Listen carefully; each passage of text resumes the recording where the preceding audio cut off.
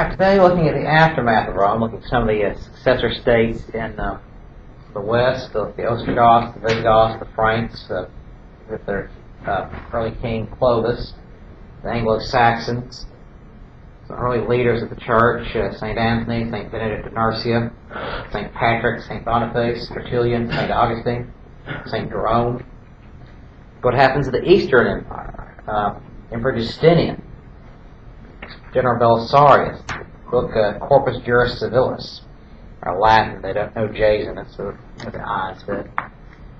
And with the Middle East with Islam and Muhammad. Okay. Questions on those? Yes, no?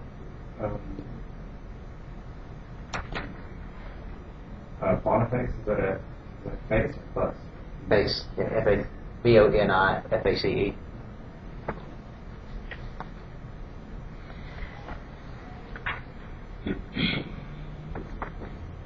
We've said before that history doesn't happen in a vacuum. There's a reason why things happen when they do, but history is not always inevitable. There are several twists and turns on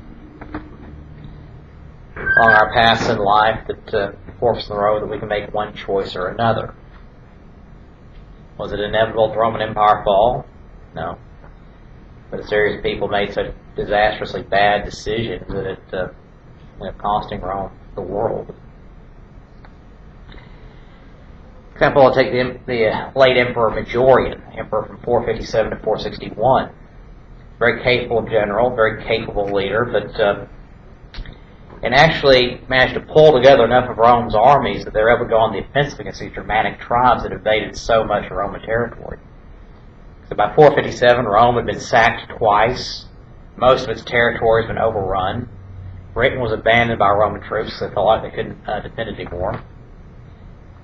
Most of Gaul was overrun. Most of Spain was overrun. But Majorian had gone on the offensive and managed to retake a lot of that territory.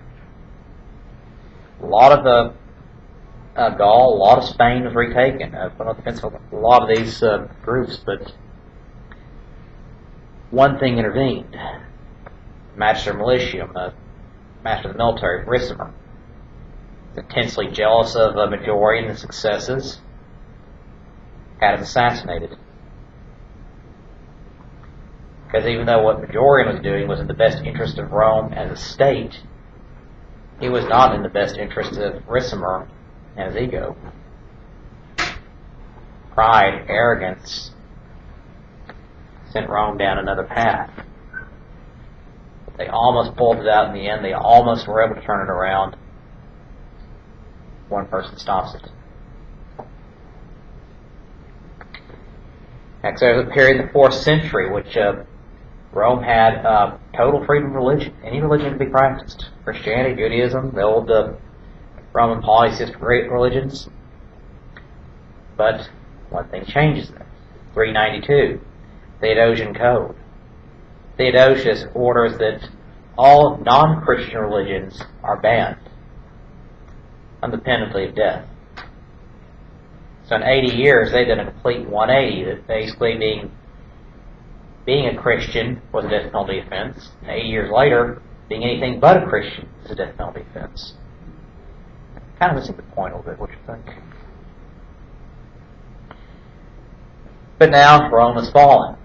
All these disparate Germanic tribes have taken up huge swaths of what had been Roman territory. Rome has basically been the center of the world, an important symbol of culture, of a distinct center of political, military, and economic influence. It's gone. So the whole world they knew has disappeared. So Rome disappears into the shadows, not to emerge again. So how are they going to try to piece the world back together? You have this huge vacuum because of the collapse of Rome.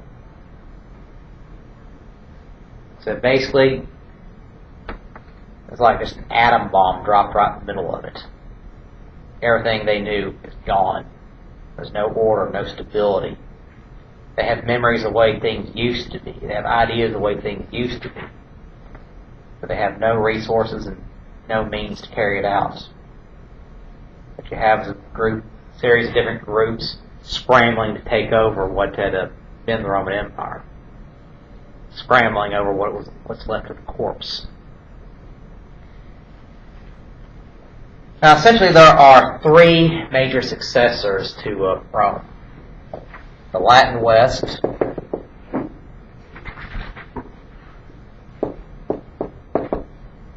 the Byzantine East,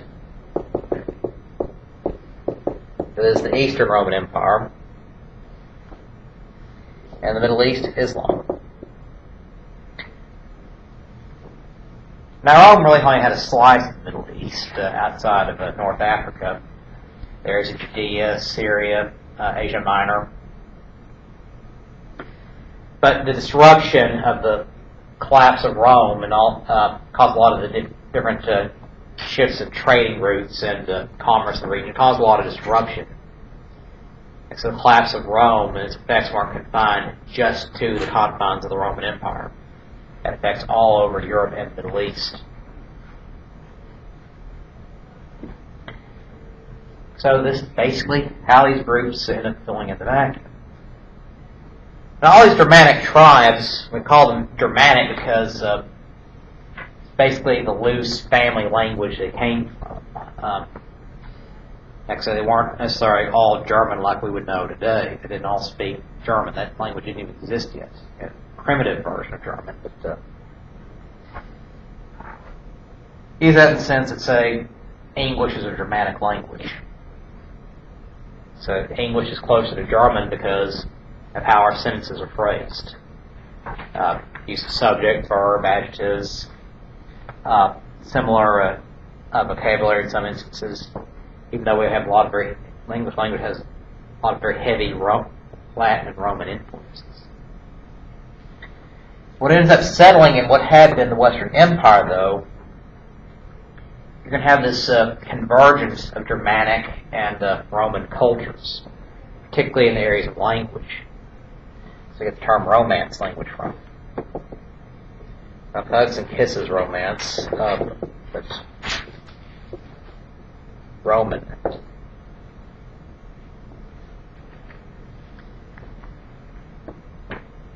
As you see, French and Spanish, they're both Romance languages, but they're very different. So French seems like there are a lot of consonants that just don't seem to belong there, at least not to the English-speaking mind. But the structure of the sentences is very similar. There's some slight differences in pronunciation, spelling. The vocabulary is very similar. And all coming from that basic Latin root languages with some Germanic influences thrown in.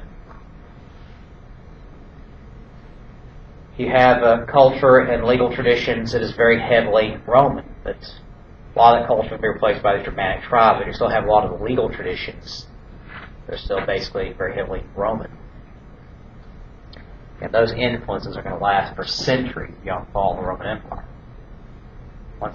Long after Rome has since passed into the idea of more myth and symbol than anything else. Let's talk about some of these people who went in and took over Rome. So I'll talk about the Ostrogoths.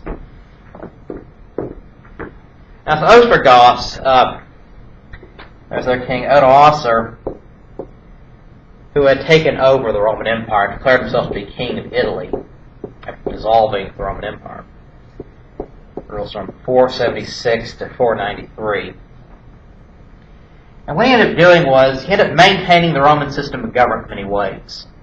Recognized there were some uses to this Roman system, that there he's taken over still mostly Italian, mostly Roman, but so he's going to allow some of this to exist, basically side by side with the own Ostrogothic culture. Like I say, he maintained the Senate, but there were separate rules for Romans and Ostrogoths. It would be a segregated society.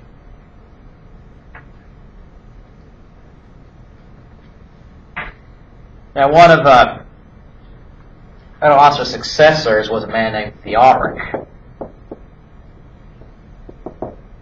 Came from about 512 to 526. I think it's 512.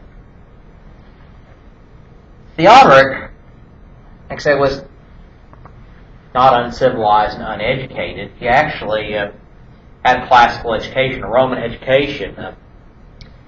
Because he was heir to the Ostrogothic throne, a tradition that had started in the late Roman Empire was the exchange of hostages. Basically, heirs of the throne, the heirs apparent to these different Germanic kingdoms, they would send, kings would send their eldest sons to live in some of the capitals of some of these countries, like Rome and like Constantinople. And of course, they'd be treated with greatest honor and respect because this was their position. These are the next in line to the throne. Given a classical education, but treated very well, given the finest housing. But always with the understanding, if their people ever attacked Rome or Constantinople, he'll be the first one to die. It's called insurance. And it always worked, not necessarily. Some fathers don't really like their kids very much, but it's a very unusual situation. But Theodoric maintained a separate system of rules for the Ostrogoths and the Romans.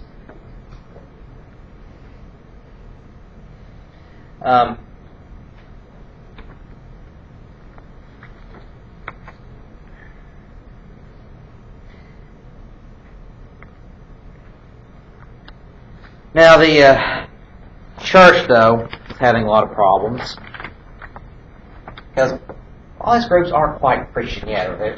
They're Christian, but not necessarily practicing Catholic Christianity. You have a lot of popes who are trying to maintain control in certain areas, trying to keep the church functioning. But a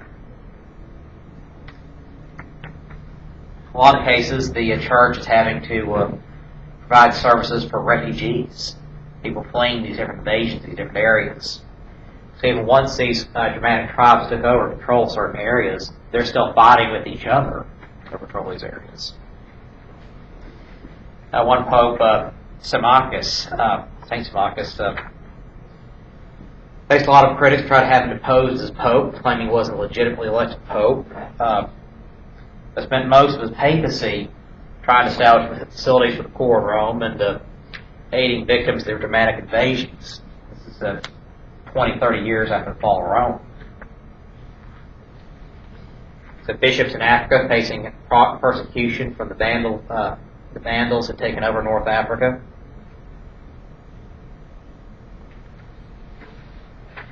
Now the Pope later on, John the First,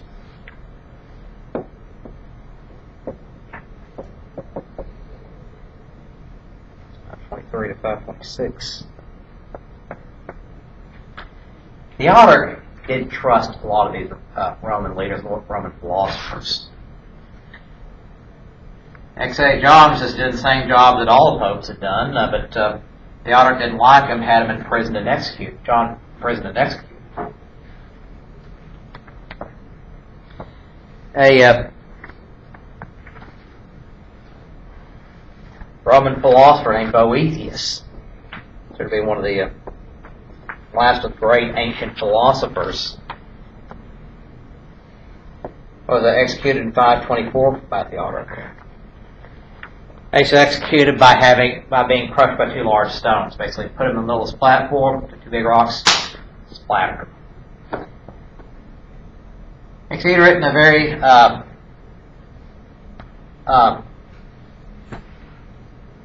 it's a very touching book called Consolation of Philosophy. Basically, discussions on philosophy, thoughts about life and death. But Theodoric didn't like him or didn't trust him because he was outspoken. I'm not saying anything against Theodoric, but wrong place at the wrong time, and he's executed. So life is not very pleasant under some of these rules.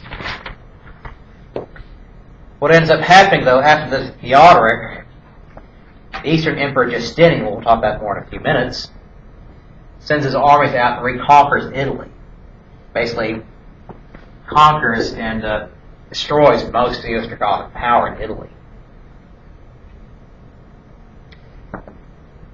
But the battle of laying waste to Italy and leaving the Byzantines so weakened in Italy that another group called the Lombards are going to come in and conquer it in 568. So then the Visigoths. The West Goths and the Visigoths, the Eastern Goths. They end up taking residence mostly in Spain.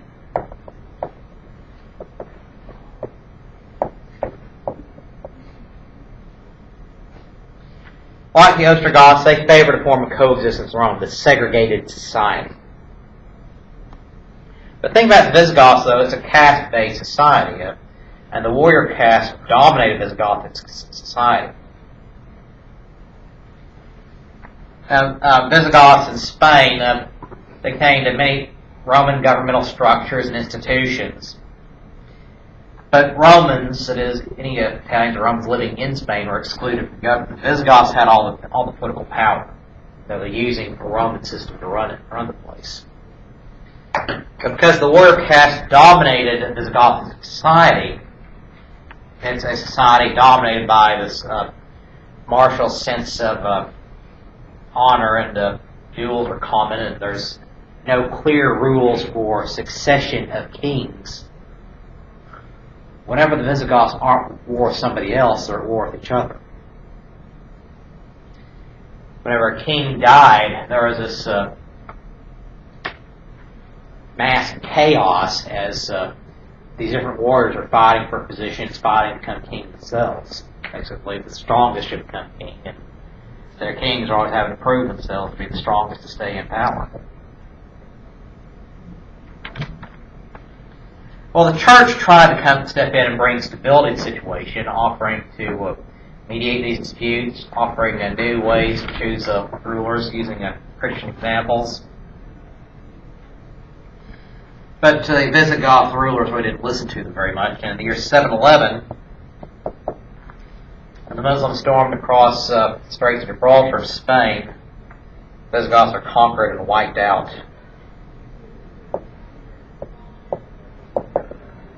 8th century.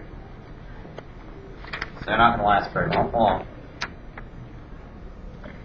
But one interesting group that had probably the most staying power of all these was the Franks. So Clovis had really kind of set up shop and really got the kingdom running in central Gaul in 41-42.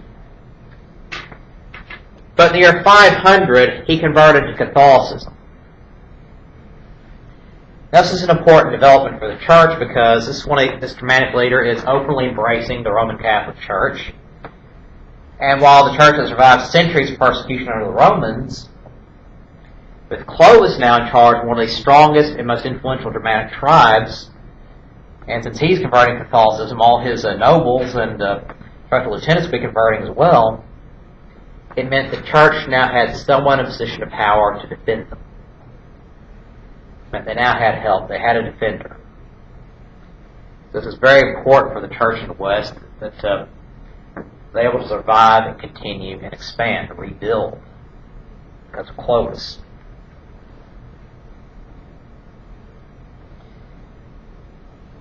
By 511, Clovis' kingdom, if I could go here to page 187, Kingdom of the Franks took in basically most of what is now western France and northern France going into Belgium and the Netherlands.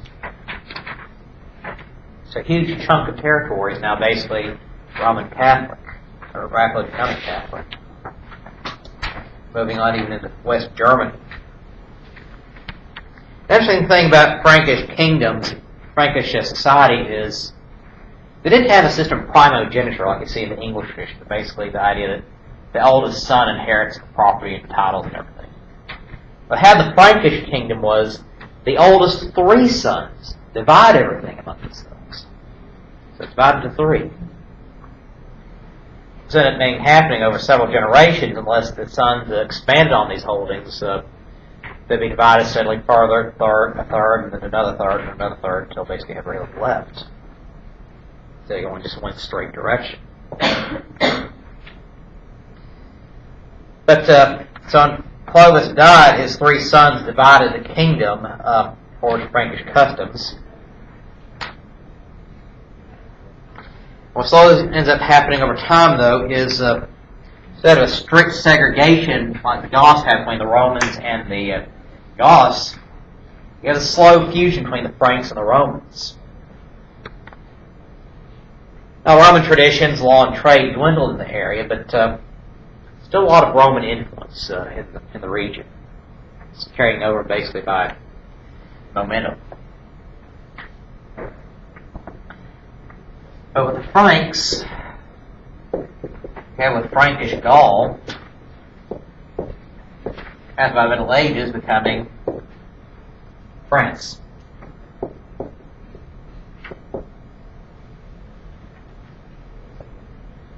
Becoming a very powerful and influential state in the Middle Ages.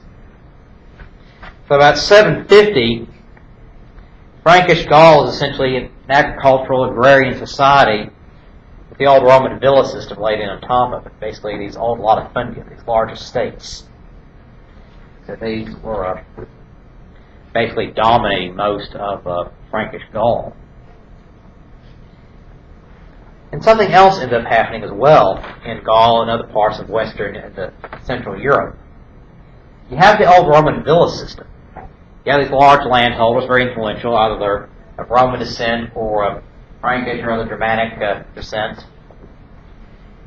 What happened in all these wars and all this chaos was you had refugees streaming to these villas. You had these powerful men with their own armies able to defend their own lands from these armies. Well, a lot of ordinary people end up fleeing and going to these villas seeking protection.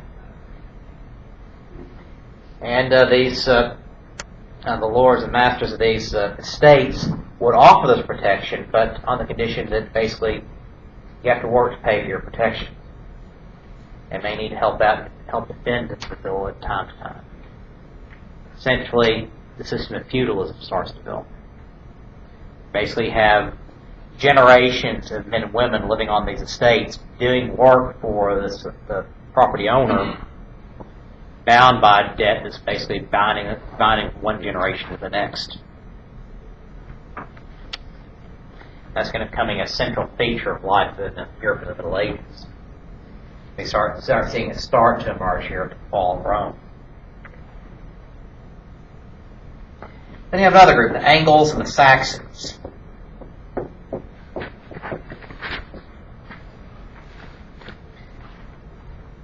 Now, these are tribes from Denmark and northern Germany. They invaded Britain in the 5th century in settling the region. Basically, as the Romans move out, the Angles and the Saxons move in. Another small group here in East England called the Jutes, but that's about it. You can see here on page 187.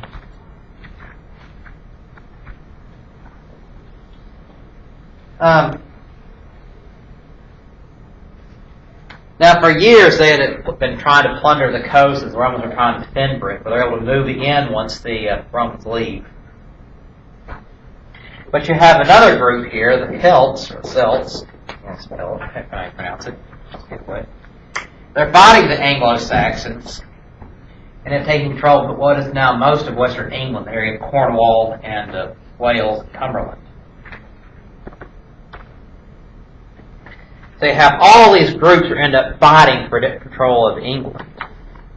Long drawn out, lasting for centuries. In fact, the legend of King Arthur emerges from this time period. It's a wild, chaotic period of the 6th and 7th century in which the different groups are fighting for control of England. There's different kingdoms established trying to gain control of the whole thing. That's where Arthur comes in, the idea of a just and wise king ruling for establishing a kingdom based on the principle of justice and representation, and working to establish control over all of England. But it's not actually until 800 that under King Alfred the Great that England is united under one kingdom. But Angles, that's where you get the term England from. Angles, Anglican. In Scotland, you had the Picts and the Scots. Scots becoming predominating. That's where you get Scotland from.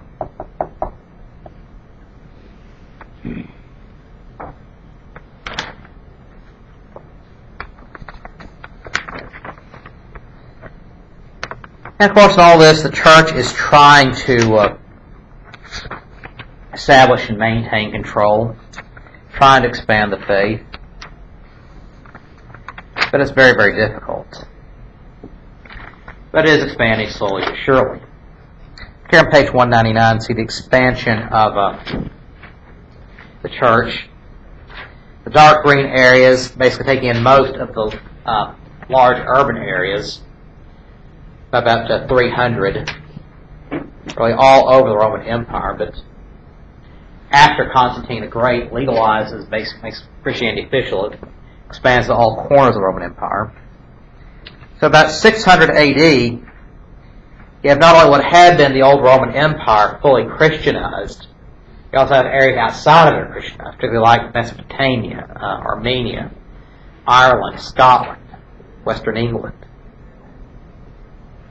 And over the next 200 years, Christianity has been pushing basically further back east, eastern England, Germany, back into Poland, Hungary, those areas, back towards Russia.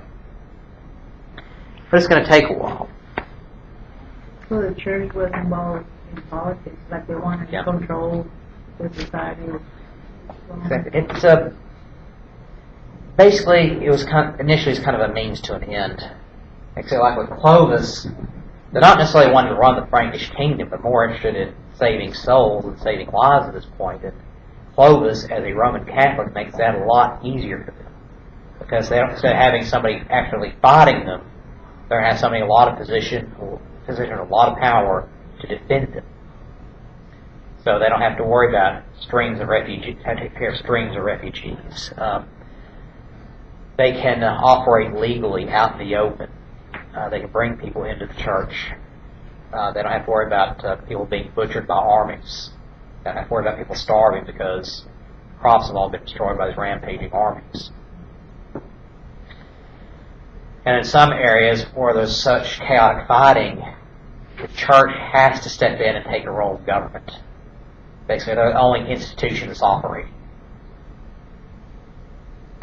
It's a complete anarchy, and the church is the only one with any contact with the outside world, the only one with any kind of organizational ability to meet the needs of the ordinary man on the street. So they have to step in some cases. And in cases like the Visigoths, people are slaughtering each other. The church is trying to step in and say, look, let us help you. You're destroying yourselves, this constant warfare with each other. You'd be a strong, vital state if you just listen to us and let us help you reform your ways. But the Visigoths wouldn't listen. It's not Visigothi anymore, it's Spain now.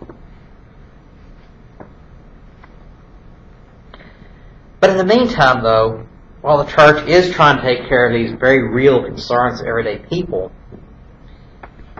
it is also trying to strengthen the authority of the church in temporal matters, trying to bring in that sense of order, stability.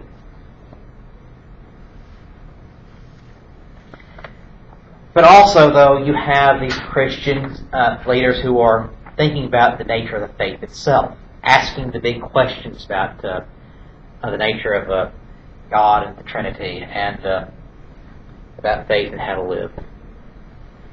In a lot of these areas, the model of the martyr is being replaced by the martyr of the ascetic. We're talking about asceticism, basically. People abandoning, basically divorcing the world to concentrate on their faith. Particularly the monastic movements.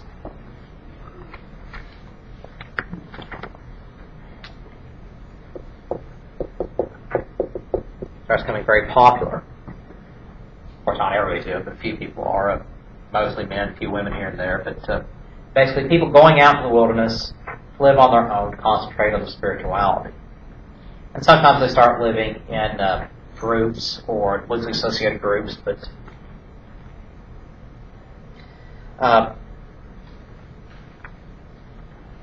essentially they're moving to establish a new religious order. Monastic comes from a Latin word monicus, which means basically he who lives alone or to live alone. I get the term monastery from. And of course, some of these have some very interesting examples here. For example, St. Anthony. Lived to be about 100 years old, lived about 250 to his death, 350. He'd been a prosperous peasant in Egypt, and made a lot of money as a merchant, very successful in any way. Pretty much had anything he wanted to. But he converted to Christianity, was inspired to sell all his worldly wealth and following the teachings of Christ. So spent the rest of his life wandering the desert preaching the gospel to whoever would listen. Basically just clothes on his back. An interesting case of this man, St. Simeon the Stylite.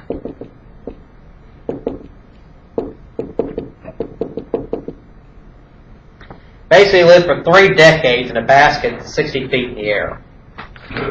Living in a basket, trying to seek spiritual truths. Here, prayer, meditation. And people were fascinated by him. They kept coming by, asking questions. He's giving us replies. And of course, to eat, they toss some food and water up there. People were fascinated by the man. I would too. For all the wrong reasons. Yeah. Okay. Of course, after talking to him after a while, they realized, well, he's a little odd, but he's not crazy. Maybe something to this guy.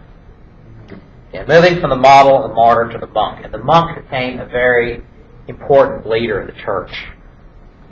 A lot of the priests are being trained in monasteries. And the only education that was available in most of the early Middle Ages was what was available in the monastery. Yeah. Are hermits and monks the same thing? Not necessarily. A hermit is basically someone that just lives out on his own or by himself. A monk is someone who could be living by himself or in a particular religious order, but basically someone living toward a set of religious ideals, like the Christian ideals, part of it. Aren't monks the people? That's a lot of these early monks were hermits, but not all hermits are monks. Yeah. Aren't monks the people who don't talk? Depends on the order. There are some who do take an oath of vow of silence, but most of them don't. So what happens if they break that vow of silence? What do they think happens? Basically, it depends on the order. They might just have to do some penance, do some kind of work to make up for it, and just climb up again. The monks that actually take a vow of silence, those guys usually have to build walls and stuff like that. Yeah. It's like, go build a building. Yeah. And usually when they do things like this, sometimes as an individual, it's just they're trying to seek some higher level of spiritual alignment, basically kind of a spiritual challenge for themselves. Doing it by trying to deny whatever kind of earthly pleasures or luxuries they can have. And that's basically a lot of what asceticism is about. It's about self-denial. Basically, the belief that the body and the flesh are sinful, therefore must resist all temptations of the flesh, no matter what. Pretty easy to do when you're alone in a monastery. Exactly. Nowhere. Exactly what I do. Remember, Epicureanism, people are your problem.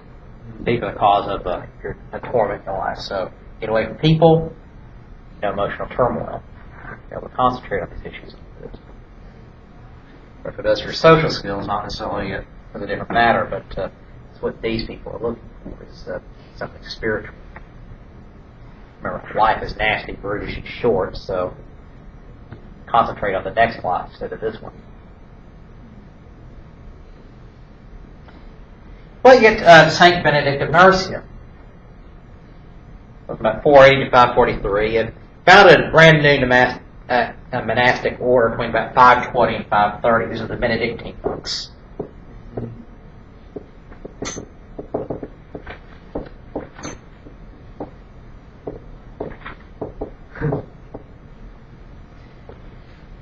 Basically, a Benedictine monk, you'd be living a life of moderation, but strict poverty.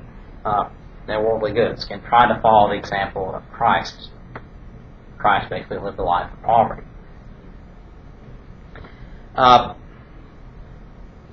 Life of chastity and obedience to God. Monk would divide his workday into periods of prayer, manual labor, basically communal life. They'd start up before sunrise praying. They do heavy manual labor, farming, whatever else during the day, maintenance on the buildings, whatever they needed. So just very, you say, a lot of labor into it. Generally enough, some of these medieval monasteries, for their drinks, they brewed beer. Some of these monks would be drinking up to a gallon of beer a day. That's one of some of the early drawings see them. They're usually happy, big beer bellies.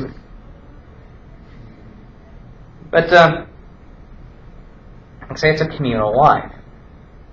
Now, each monastery, starting the Benedictine system, be ruled by an abbot, which means father. Basically, he ruled the roost. He set all the rules and told everybody what to do. Had complete authority of the entire monastery. Now, each monastery would own its own lands. But they'd also be owning not just the monastery, the house itself, but a lot of land surrounding it.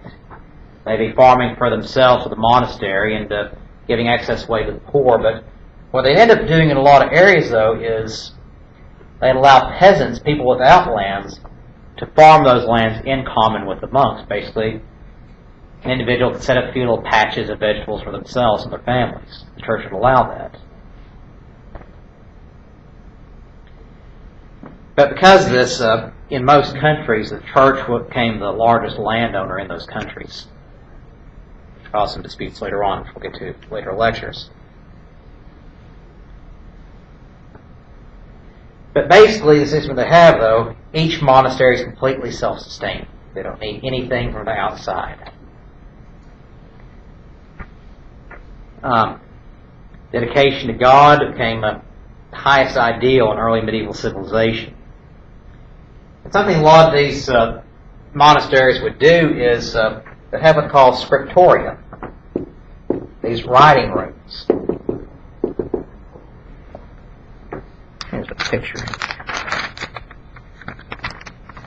Drawing of Benedict on 196. Not very good artwork. You see it in the Middle Ages. But scriptoria, these writing rooms, basically these monks would sit and copy these old books over and over and over again. Basically trying to preserve Greco-Roman civilization in the West. Writing down these books, copying down over and over and over again.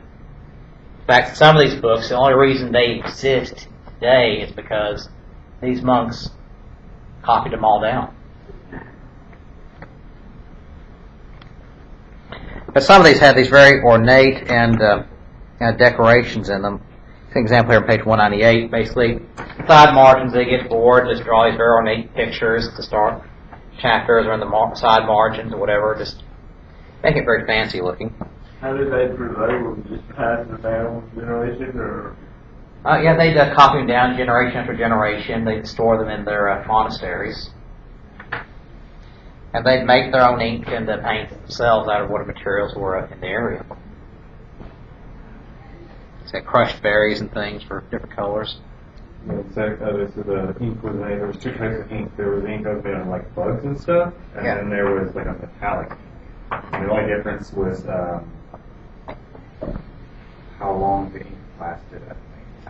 Yeah, in some cases the ink would fade out. Sometimes they were more long lasting, just kind of depending on how it was stored. In some cases, the only reason we're able to read them is basically we're able to take x-rays of them and so forth, read them under ultraviolet light.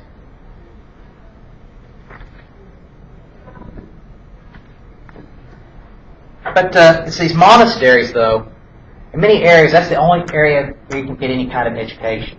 Outside the monasteries, people are completely illiterate to get into the 6th, 7th, and 8th centuries and beyond, including kings. You have a lot of kings who don't know how to read or write. So I cast these little ink seals on letters, basically, because they couldn't even sign their own names. But because these priests and bishops had been educated in these monasteries, are the only ones that could read and write, this was happening in a lot of these countries, particularly France. Because the only educated ones around, they are sought by the kings to help them run the country. So these guys can read and write, they know what they're doing. So they hire church officials to run the government.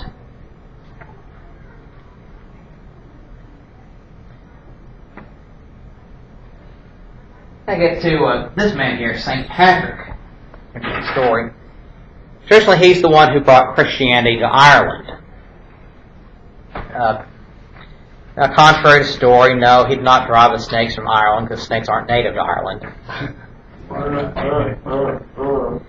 But the story was, he is the son of Roman merchants, and he is kidnapped by the Celts in the 4th century. Held in slavery for some time, eventually was freed, returned back to Roman Britain, where he converted to Christianity. At which point he decides he's going to bring the gospel back to the people who had enslaved him. He goes back to Ireland and starts spreading the gospel. That's why the clover symbol becomes such strongly associated with the St. Patrick in Ireland. He used the clover, the 3-leaf clover, to explain the Holy Trinity. How can you have 3 separate entities and still be the same one God? He said, well, it's like the 3 leaves of clover, Father, Son, Holy Ghost. I thought it was 4-leaf clover. That's 3 leaves is a clover, but 4-leaf symbol good luck because it's so rare to find. It's rare to find a 4-leaf. Oh, okay. So 3 leaves, when you have a clover, it's mostly 3 leaves. Okay. Yeah, 4-leaf clover is like 100,000. Right. So if you find one, that's supposed to be just a superstition of good luck. Yeah. It basically just means you're very persistent having to find one. So I've seen 5-leaf clovers before. It's just like 1 in a billion, but you can find them if you look long enough. But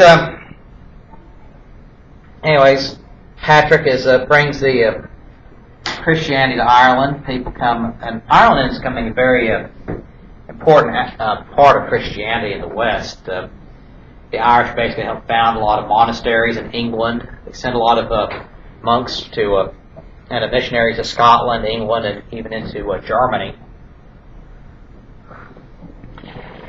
Like I said, the feast day of St. Patrick is very important in Ireland. It's their national holiday. See, in the Roman Catholic tradition, sometimes you have certain saints that are more favored than others, and they have a feast day to celebrate, basically to give thanks to God. So is St. Patrick's Day kind of like a religious holiday? In Ireland, it's actually a religious holiday. Here is a drinking holiday. Yeah. Exactly. Really, it is. It's because here's what happened. In Ireland, Roman Catholic, the patron saint of Ireland is St. Patrick. So the feast day, his birth date, is March 17th. And in Ireland, that is a religious holiday. It's closer to Thanksgiving. Basically, families get together, church services, they have this big feast, traditional Irish foods, and you're giving thanks to God for St. Patrick and all that he did for people, and basically praying to God that, basically using intercession, that good fortune comes to them.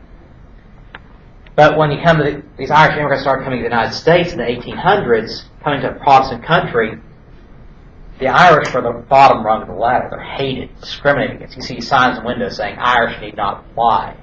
People changing their names to sound less Irish, and all sorts of discrimination. So the Irish immigrants started marching on St. Patrick's Day as a declaration that I'm Irish and I'm proud. So the nature of the holiday changed in the United States from being a religious holiday to being a day of pride for being Irish. So today in the United States, it's a drinking holiday. It's a celebration. Everybody's Irish for a day. Yeah, exactly. But you go back to Ireland, same day, quite a religious holiday. Except maybe in Belfast and Dublin, some of those areas where it's okay, the Americans want to come to Ireland for St. Patrick's Day, we'll throw them a party. Let us spend the money.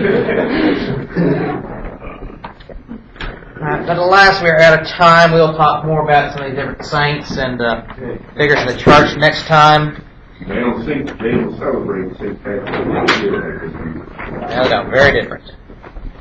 Yeah, we'll talk about this more next time. Read chapter 8 of your book, and I bid you adieu.